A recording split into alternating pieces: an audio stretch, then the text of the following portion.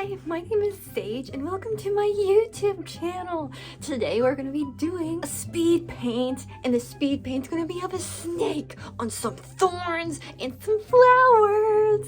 And you may be like, whoa there, whoa dude, slow it down a little bit. Our speed paint's going insane right now. It's just because we're going through the sketching, and the sketching, I like to go zoom right through it because the coloring, I find the coloring to be the fun part. So we're gonna be slowing it down once the coloring starts.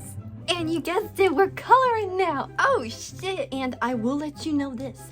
There is a lot of indecisiveness when it comes to me and the coloring part. So if you see like, oh shit, why is the snake just red now?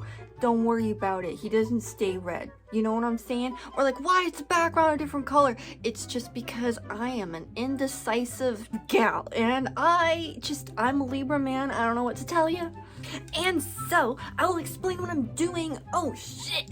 So, I am coloring in some flowers. What I'm using to color in these flowers is I'm using the technical pen and the airbrush, and then I'm using the gouache to like kind of like shade everything in, but this is just like laying down the foundations to what I'm gonna do later. And you may be like, damn dude, you do this 4 times? Hell yeah I do, dude. This is sick. I absolutely love doing flowers. I think it's fun, and flowers are very challenging for me because they're so flowy, and there's no like right or wrong, I want to say, because every flower is different, man. It's like snowflakes, and I love snowflakes. I think they're really pretty, but that's besides the point. Flowers, man, what I edited off screen too, because I could not decide for the life of me what color I wanted these flowers. They started off orange, they went to like purple, and then I finally landed on like a pinky color because I thought that would look really nice because it was just nice and light.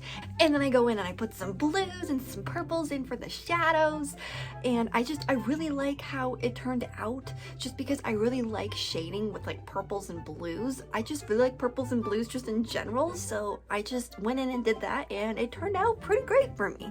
And one of the things that I absolutely really love to do, specifically in art, is I really love cinematography lighting, like the really, really intense lighting. I'm talking like John Wick lighting. If you've ever seen John Wick, you'll know what I'm talking about, because the lightings in like those scenes are just like insane. I absolutely love them, super intense, and I like to also incorporate that into my artwork.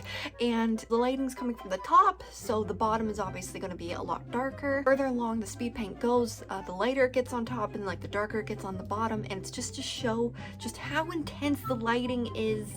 And I just really want to touch on that because that's also a really big thing, like when it comes to coloring, is to know where your light source is coming from and how that plays with everything else that's happening in the picture. And now I'm gonna tell you some animal facts, because animal facts are fun.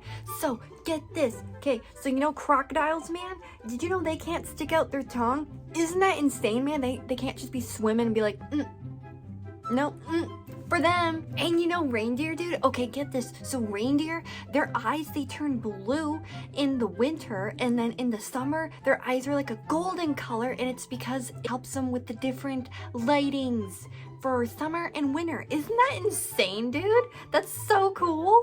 And here I am working on the snake, and for the snake, so for the scales, you see how I outline them all in white? I usually don't do that, but since I want to show like just how intense the lighting is, I did go in and put them all in white before I go in, and then I put some reds in there. And the reason why I put reds in there is because red and green are complementary colors. So I do go in and I put like some reds for shadows, like in like the middle of the snake, like middle-ish, just to show the contrast of the shadows and the lighting. And then further down along the snake, I do just go in with just the red instead of outlining everything in white. And I'm also using the technical pen in order to lay down all the scales, and then to blend everything out, I use the gouache brush.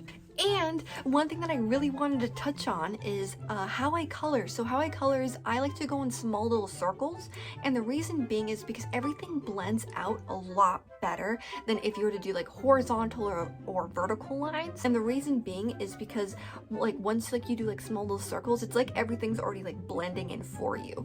And how I learned that was I learned that in traditional art. So like, you know, like with like Copics. So Copics would be like a type of marker, or even like pencil crayons and graphite is that if you do small little circles, it's a lot easier for it to blend, because it's like it's already blending for you, like it's already doing the work for you, compared to like if you do like harsh horizontal and like vertical lines, just trying like to get everything super blended. It's a lot easier just to go in like with the circle method. And I really wanted to touch on that because I didn't know that for the longest time, and I used that technique for my digital art as well because it also works. And now I'm gonna tell you some more animal facts. Beavers, you know how they like to chomp down trees and stuff? Their favorites are aspen and willow, which is really cool. I love willow trees, man. Willow trees are so nice. Have you ever seen one in real life? I've seen one in real life, and it was only one time, and it was the best time of my life. Oh my god, I want to see more. That'd be so cool. Bats are the only mammal that can fly, which is crazy to me because I just think bats are like super cool. I'm a big fan of bats. There was one time when I was like real young and we had to do reading time after recess for everyone to calm down, and I was just not about that life, so I would just whip out my bat book that just had a bunch of bat facts in it, and I would just reread that just like over and over and over again, and it had so many pictures in it, and I just really liked it. And obviously we're gonna do some snake facts because there's a snake. Ooh. And okay, get this, we're gonna rhyme off a couple of them. Okay, so some snakes, did you know they can actually fly, man? That's insane to me. I saw that on like National Geographic one time. I was shocked. I just like, the snake's just like in the air. It's insane. You can Google it. Oh my god, so cool, but terrifying, but so cool. And if you do Google it, it's kind of like they're parachuting, you know what I'm saying? Because they kind of just like leap. You may be like, how does a snake leap, man? I don't know, man. You gotta Google it. You gotta see it, because it basically just jumps from tree to tree, and you're like, hello? Like, it's jumping without any legs, man, and it's flying without any wings. It's insane what snakes can do. Anyway, another snake fact is, and how they hear is because they don't have like external ears, you know what I'm saying? Like, they don't have like elephant ears or like ears like us, or you know, like dog ears, floppy ears. So how they hear is through the bones in their jaw, in their lower jaws, so they can actually pick up vibrations, which is so cool. Like, I never would have thought of that being a thing ever in my life. Like, nature is just crazy, dude. And you know how snakes like always like stick out their tongue and they go right? They're actually smelling. That's how they smell. They smell through their tongue, which is super cool too. I always like how they do like the little like flicks like with their tongue. They're like aw, cute. He's just out here sniffing. Aw. If y'all have any like fun animal facts, please let me know down in the comments. I love to know more animal facts. Animal facts are the best. They're just so cool because nature is just, it does so much. It's so hardcore but so cool, and it can be so wholesome but so like, oh my god, that actually exists. Like lava sharks, they exist, man. Hello? So wait, with the Sharkano, like lava shark thing, one of the lava sharks is actually a species of hammerhead, which is super cool. I love hammerhead sharks. Sharks are just so much fun, man. I have a MacLeod tooth, coolest thing ever. Anyway, so with that, they actually live like within a crater because this volcano is submerged like underwater, and the water is obviously very heated because it just like, it continuously like erupts. It's just constantly doing its thing, you know what I'm saying? And these sharks are just swimming around having like the grandest old time, and scientists were shocked. And back to the speed paint real quick, what I'm doing here is I'm actually blending using the soft airbrush, because at the beginning for the flowers I was using the gouache, but here I'm using the soft airbrush. And the reason why I'm doing that is because I wanted the flowers to look like a different texture than the snake, and I figured with the soft airbrush it would actually end up making like the flowers look just like softer in general, you know, like kind of like more like velvety, you know, like how roses like are like when you touch them. And I decided to do that with all of the flowers.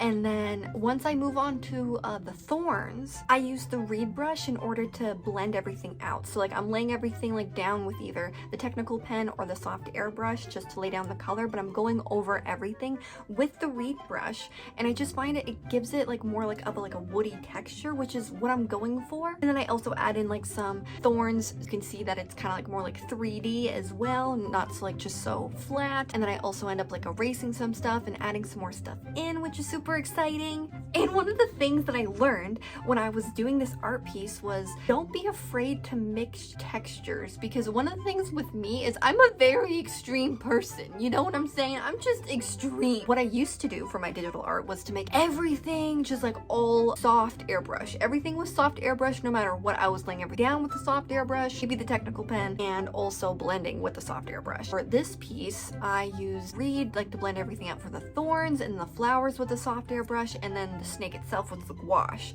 And I need to like also learn you can mix different textures together and everything can complement each other. Like not everything needs to be the same thing in order for it to be cohesive. And that's one of the things that I learned about like when I was doing this piece, and I wanted to bring that up because I'm definitely always constantly learning. And we're coming up on the end of the video, and I just wanted to say thank you so much for watching. I really appreciate it, and I will be back next week with a whole new art piece and a whole new speed paint, and it'll be fun and exciting, maybe some more animal facts, ooh, and my links are below. I will see y'all next week.